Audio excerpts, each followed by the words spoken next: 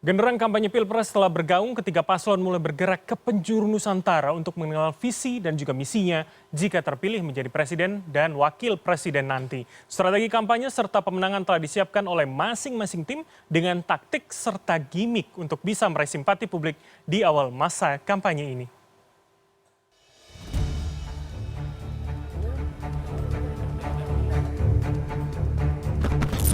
Unik dan menarik.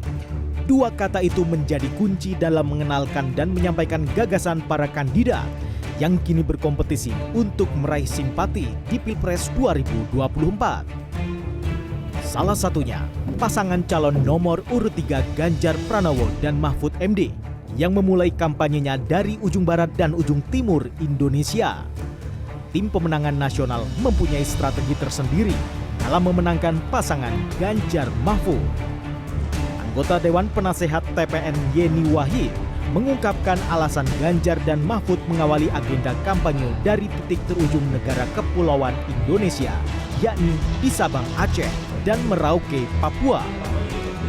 Jadi kampanye perdana Ganjar Mahfud yang dimulai dari Sabang dan Merauke ini adalah simbol dari sila ketiga dari Pancasila, yaitu Persatuan Indonesia. Dan inilah semangat yang diusung oleh pasangan kedua. Khusus pertanyaan tentang Papua sendiri. Mas Ganjar ada di Papua, strategi seperti apa yang akan dilakukan ke depannya nanti. Yang jelas bahwa pemerintahan ke depan kita berharap bahwa akan lebih dialogis dan partisipatoris. Jadi di Papua sendiri kita selama ini tahu bahwa masih banyak terjadi lingkaran kekerasan yang harus diputus. Dan itu hanya bisa diputus ketika ada pendekatan yang merangkul, bukan memukul. Ada pendekatan yang mengajak masyarakat untuk turut bersama-sama berdialog untuk kebaikan semua.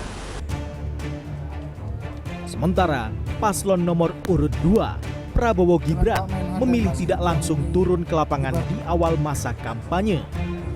Menurut Ketua Tim Kampanye Nasional Rosan Roslani, pasangan Prabowo dan Gibran memilih tetap bekerja seperti biasa. Prabowo menjalankan fungsinya sebagai Menteri Pertahanan, sementara Gibran masih mengemban jabatannya sebagai Wali Kota Solo.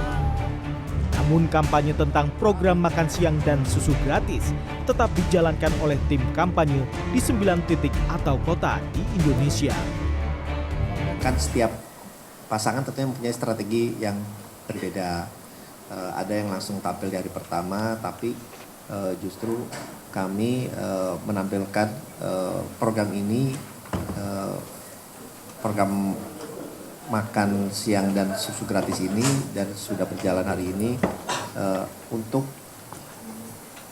kepada masyarakat agar mereka juga mengetahui bahwa program yang akan dilaksanakan itu mengenai makan siang dan susu gratis ini benar-benar akan kita lakukan ini, dan ini kita lakukan atas swadaya kami sendiri dari tim TKN dan juga tim TKD. Sedangkan paslon nomor urut 1, Anies Baswedan Muhaimin Iskandar, melakukan kampanye secara terpisah. Cawapres Muhaimin Iskandar melakukan kampanye di Jawa Timur, sementara calon Presiden Anies Baswedan melakukan kampanye perdana di beberapa titik di Jakarta. Titik pertama kampanye dimulai di Kampung Tanah Merah, Jakarta Utara. Kapten Tim Nasional Pemenangan Amin, Syaugi Alaidrus mengatakan, alasan kick-off di Kampung Tanah Merah berangkat dari permintaan Anies sendiri. Tempat ini dipilih karena kedekatan historis jejak politik Anies saat mengikuti Pilkada DKI Jakarta. Anies melanjutkan kampanye di Bogor dan melakukan perjalanan dari Bogor menuju Jakarta menggunakan transportasi umum atau KRL. Tim Liputan CNN Indonesia.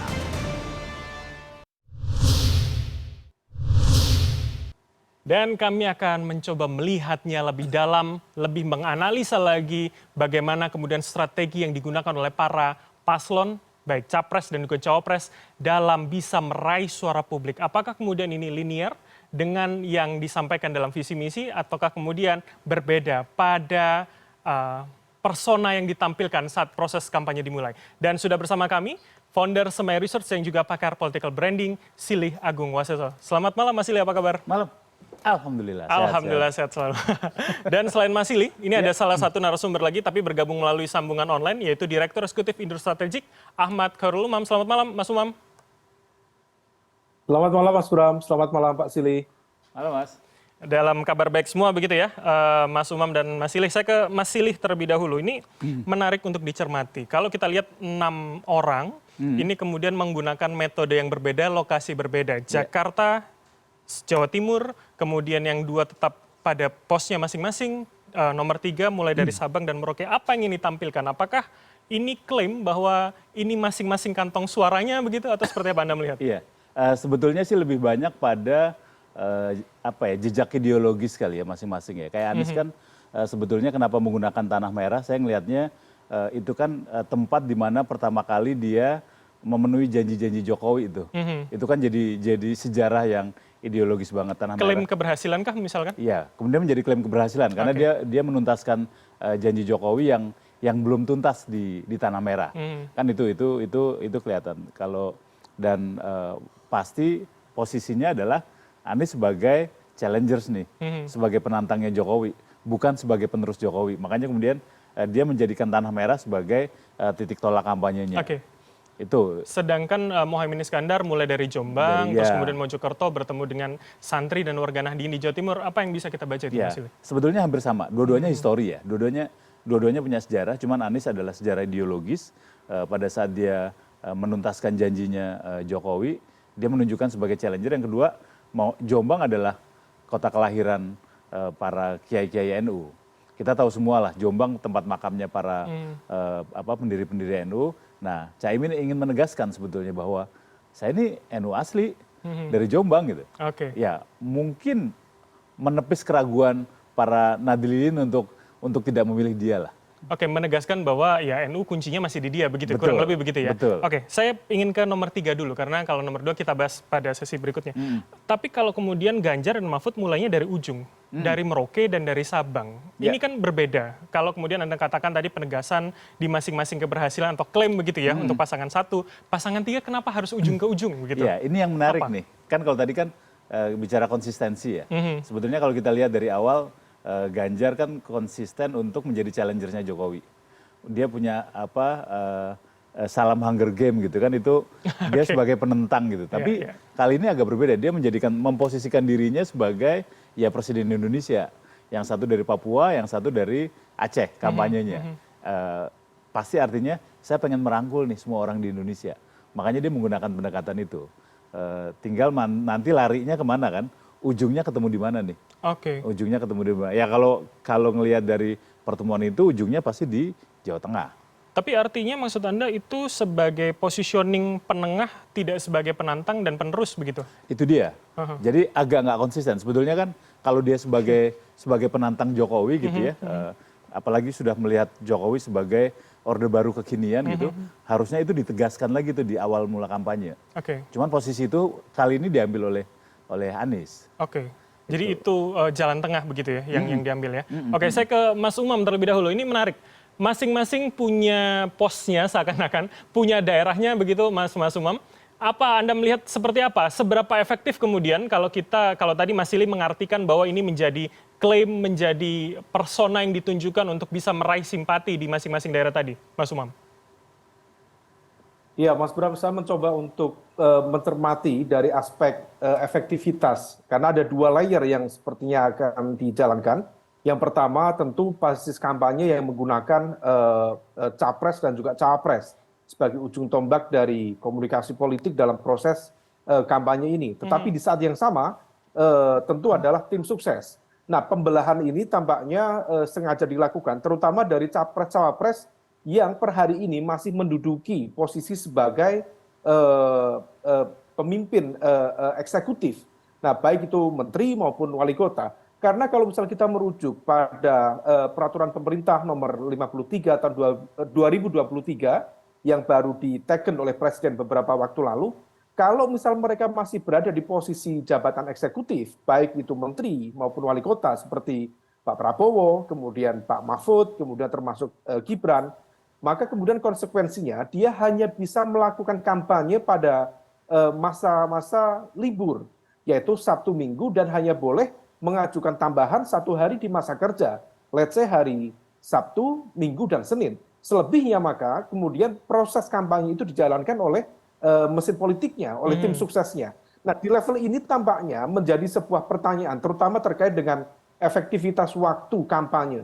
Ini hanya sangat-sangat terbatas, tapi ternyata ada juga setidaknya ada 2 dari 3 pasangan calon yang mencoba memilih untuk bertahan di posisi jabatan eksekutifnya tanpa kemudian mencoba untuk mempertimbangkan secara lebih detail untuk melakukan konsolidasi kekuatan massa yang lebih kuat, pemilih pendukung loyal yang lebih kuat dengan tangan dia sendiri, tetapi lebih mengandalkan mesin politiknya. Nah, kemudian yang kedua, tampaknya ada upaya untuk melakukan penguatan dalam konteks elektabilitas, tetapi kemudian lebih menggunakan pada basis kekuatan peta elektoral sesuai dengan kekuatan politik masing-masing. Misalnya, kalau misal kita cermati beberapa yang dilakukan oleh tim sukses Prabowo Gibran. Nah, dari peta yang ada, tampaknya tim Prabowo Gibran mencoba untuk memetakan di mana sebenarnya basis-basis kekuatan yang memang sejak di 2014, 2019 relatif kuat bagi elektoral Prabowo Subianto. Tetapi di saat yang sama, upaya memetakan di mana kemudian titik kuat, misalnya basis pemilih loyal Jokowi, terutama yang dari non-PDIP, yang kemudian tersebar di sejumlah wilayah yang ada. Nah, 2 hal ini tampaknya akan coba untuk dilakukan oleh tim sukses Prabowo Gibran untuk mengoptimalkan kekuatannya. Dan kalau misal dari basis survei yang berkembang, tampaknya Prabowo Gibran per hari ini sudah mengantongi sekitar 57 atau 58 dapil yang termasuk dapil Jawa yang secara kekuatan elektoral juga lumayan kuat dan mereka memenangkan di dapil-dapil gemuk itu. Artinya apa? Bahwa kemudian ini akan menjadi cukup signifikan dalam pemenangannya. Oke, ini menarik. Ketika Anda katakan paling tidak mengantongi 58 begitu ya, 58 dapil untuk kemenangan. Apakah kemudian ini yang membuat akhirnya pasangan nomor urut 2 Prabowo dan juga Gibran lebih terlihat bersantai begitu, tetap menjalankan tugasnya hari ini, bahkan Gibran mengatakan kalau memang mengambil cuti maksimal hanya 2 hari dalam seminggu begitu. Apakah kemudian maksud saya karena atas keyakinan kantong yang dimiliki, ataukah kemudian ini citra yang ditampilkan bahwa ya mereka kerja melanjutkan persona Jokowi yang sudah ada hari ini begitu Mas Umam?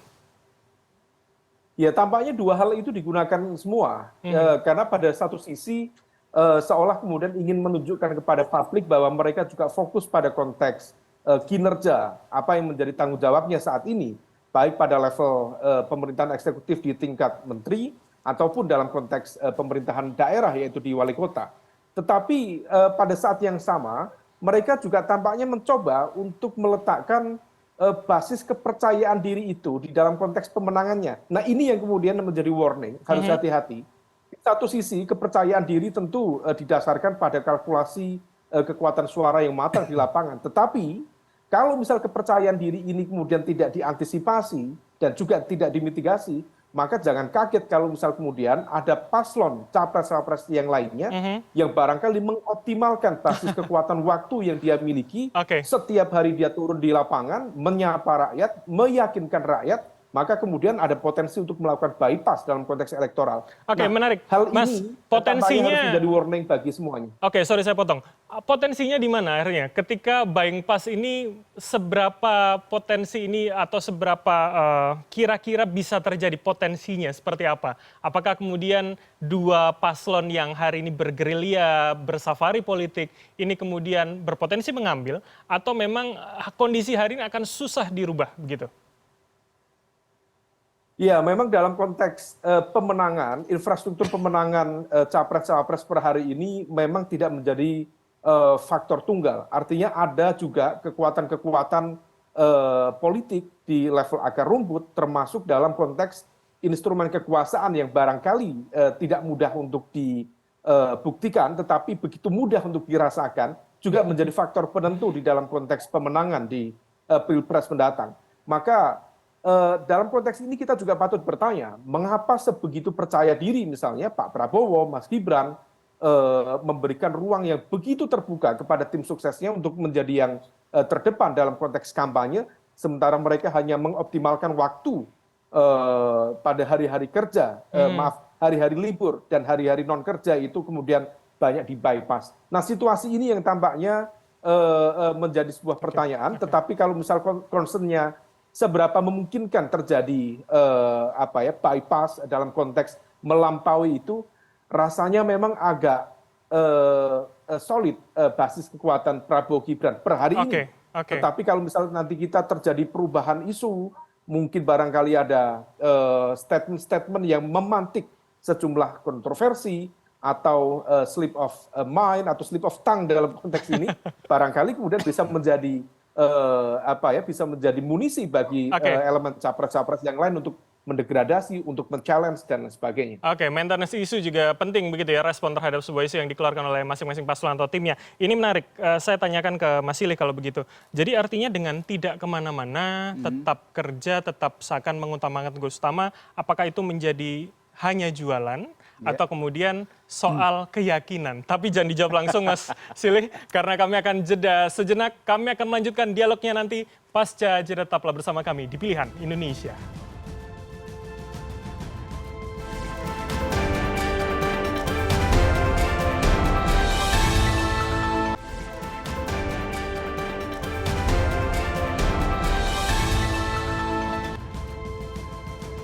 Baik, Anda masih bersama kami di Pilihan Indonesia dan saya akan melanjutkan dialognya tentang strategi dan juga masa kampanye bagi para paslon.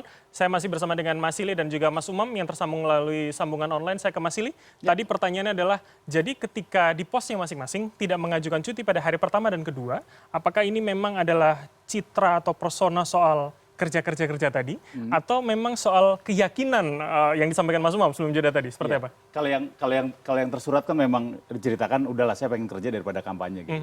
Tapi kita bisa membaca semua seperti yang Mas Umam bilang bahwa ini sebetulnya confident level. Jadi kalau kita ngelihat tiga kandidat ini, confident level paling tinggi ada di pasangan Prabowo sama Gibran. Nggak perlu kampanye. Karena kalau kesannya begitu? Kesannya kayak gitu, nggak perlu kampanye. Jadi kesederhanaan udahlah, saya nggak butuh memberikan janji, saya udah punya bukti. Itu yang kebaca. Kalau kita ngelihat kontestasi kepresiden dimanapun gitu ya, yang namanya hari pertama kampanye itu kan penentuan untuk kampanye berikutnya kayak apa nih. Nah, dengan tidak memanfaatkan itu gitu ya, walaupun mereka punya kesempatan cuti, itu hampir semua kandidat lain pasti akan mengartikan, oke, ini udah yakin menang nih, jadi nggak perlu kampanye lagi gitu. Itu yang tergambar. Itu yang tergambar, dan memang mungkin kemudian harus hati-hati karena kalau enggak, tadi seperti Mas Umam bilang, bisa jadi akan ada gerakan dari kandidat lain yang memanfaatkan itu. Walaupun menurut saya oleh mereka udah diantisipasi dengan confident level yang tinggi tadi. Potensi salipannya tetap ada begitu ya Mas Silih? Ada banget. Karena kan bagaimanapun sebagai incumbent itu banyak banget kelemahan yang bisa diangkat gitu ya. Tinggal bagaimana lawannya ngangkat nih. Cuman memang kalau dalam kita ngelihat sebulan setelah pelantikan ini kan belum kelihatan gerakan dari dua kandidat lain selain Prabowo dan Gibran yang tohokannya itu membuat elektabilitasnya turun. Oke, itu belum ya? Belum. Jadi confidence level mereka tambah tinggi lah sekarang. Oke, baik. Saya ke Mas Umam kalau begitu. Ini tadi saya mengutip Mas Silih, tohokannya belum ada yang kena langsung. Tapi bagaimana Mas Umam soal kritik dari Presiden kelima Megawati Soekarno Putri kemarin? Apakah kemudian maintain isu respon yang dikeluarkan oleh TKN Prabowo Gibran ini sudah paling tidak cukup gitu untuk apakah itu kemudian meredam? Jadi sebetulnya untung atau rugi tidak kemudian untuk pasangan nomor urut 2 menurut Anda? Ya, terkait dengan statement dari Bu Mega, tudingan terkait dengan praktik kekuasaan yang mirip dengan Orde Baru, tampaknya ini adalah bagian dari strategi PDIP untuk tentu mendelegitimasi dari kredibilitas politik pasangan Prabowo Gibran yang secara tidak langsung didukung oleh Presiden Jokowi.